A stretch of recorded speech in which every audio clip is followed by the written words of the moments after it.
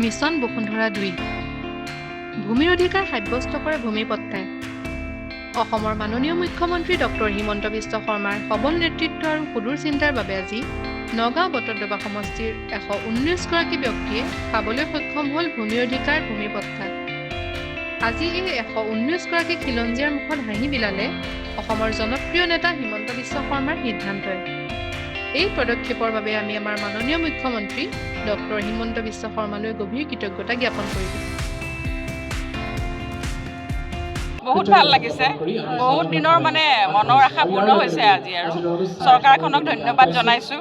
আমাৰ হিমন্ত বিশ্ব শৰ্মা ডাঙৰীয়া chief minister আৰু আমাৰ সমষ্টিৰ বিধায়ক মহোদয় বহুত ধন্যবাদ জনাইছোঁ। যিটো কাম ইমান দিনে হোৱা নাছিল, আমি কৰিব পৰা নাছিলোঁ, তো আজি বহুত সুখী মই নিজে, বহুত সুখী আৰু আমি সন্তুষ্ট হৈছোঁ।